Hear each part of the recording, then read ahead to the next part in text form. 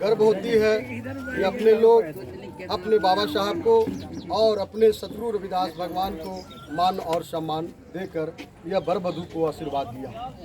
क्योंकि सदियों भर से हमारे बाबा साहब और गुरु रविदास जी को लोग याद करते थे कि ये कोई रविदास जी के भक्त है, कोई रविदास जी के संत है।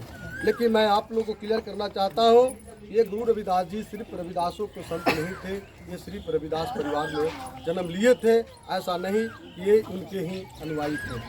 संत किसी का जात नहीं होता, संत किसी का कोई प्रभावशाली नहीं होते हैं। संत सभी के हित में और सभी समाज के जन कल्याण के लिए इस धरती पर जन्म लेते हैं। इसलिए गुरु रविदास जी ने दुखियों को कल्याण करने हेतु पर कटे हुए गुरु रविदास दुखियों को कल्याण करने के लिए इस संसार में जब छुआछूत भेदभाव का आडंबर बाहे चरम सीमा पर था, उन्हें समाप्त करने के लिए अपने विद्वता के कारण, अपनी अच्छाई के कारण, अपने सच्चाई और ईमानदारी के कारण हर एक इंसान दूसरे इंसान को जोड़ने का संपूर्ण किया, जिसका आज परिणाम है कि सदगुरु रविदास महाराज जी के सारे लोग जितने भी इस संसार में मानव समाज प्राणी है, आज इनको हर लोग इनको आदर और सम्मान करते हैं। आज बाबा साहब ने अपने संविधान को रचना रच करके इन्होंने ऐसा नहीं कहा कि मैं दलित के लिए मसीहा हूँ। इन्होंने ऐसा नहीं कहा ये जो संविधान मैं तैयार कर रहा हूँ सिर्फ ये दलित और शोषित वंचितों के लिए है। इन्होंने सारे मानव को एक नया संदेश दे करके भारत में रहने वाले सभी भारतीयों को गौरवशाली इतिहास बना करके संविधान दिया।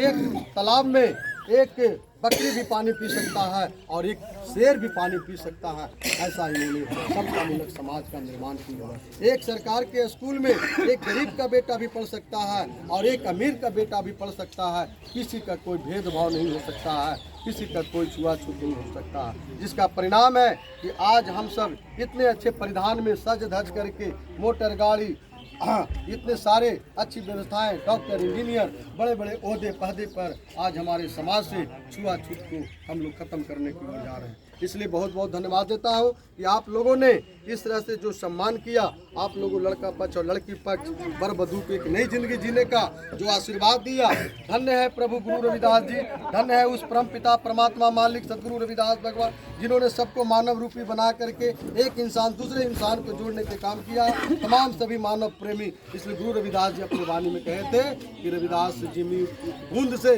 जिमी उपजाए संसार और ऊंच नीच के भेद भय ब्राह्मण क्या चमार। एक माटी के सब भांडे, क्या शूद्र क्या पांडे, सब एक माटी से निर्मित होकर आए हैं। इसलिए कोई जात पात की लड़ाई ना करे, कोई ऊंच नीच की मजहब की ओर ना ज़्यादा अपना परेशानी झेले। ये सब मानव है, जो जैसा कर्म करेगा वैसा उसको सम्मान मिलेगा। रविदास जी अगर दारू पिए होते, रविदास जी अगर अन्य लोगों के गलत संगति करते होते, बाबा साहब नहीं पढ़ते लिखते, बाबा साहब अन्य लोगों की तरह आवारागर्दी किए होते, तो आज बाबा साहब का तस्वीर नहीं लगता, गुरु रविदास जी की तस्वीर नहीं लगता। इसलिए हम रविदास कुल में जन्म लिए, उसी का मान और सम्मान मिलता जो रविदास जी के विचार होते हैं, जो मांसाहारी युक्त होते हैं, जो नशा से मुक्त होते हैं, जो कर्मकांड और अध्यात्म विचारधारा से नर नारी सभी को सम्मान करते हैं। बाबा साहब की तरह जो दिन रात लड़के पढ़ते हैं, बच्चे पढ़ते हैं, इंजीनियर, डॉक्टर और बड़े बड़े IAS ऑफिसर वही बनते, ना कि रोड पे चलने वाले रात दिन दारू ताड़ी पी करके टोले मोहल्ले वासियों में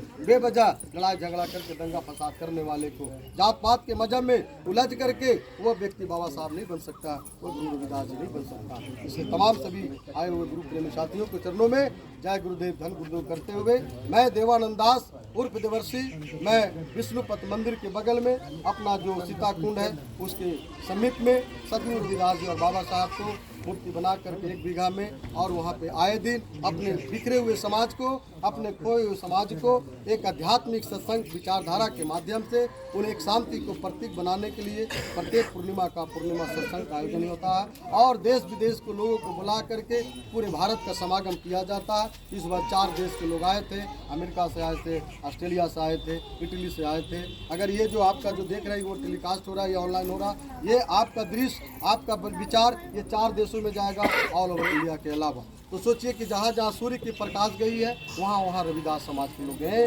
इसलिए अपनी आन बान शान पढ़ाई लिखाई की बदौलत आगे बढ़ने का काम कीजिए, खूब ज्ञानवान बनिए, अज्ञानी वही होता है, गुलामगिरी वही करता है जो इंसान अज्ञानता होता है। अज्ञानता के कारण हमारा समाज गुलामी की ओर जा रहा है। इसलिए सतगुरु रविदास महाराज जी और बाबा साहब के चरणों में आप सब उपस्थित होकर के बड़े बधू का आशीर्वाद दिया।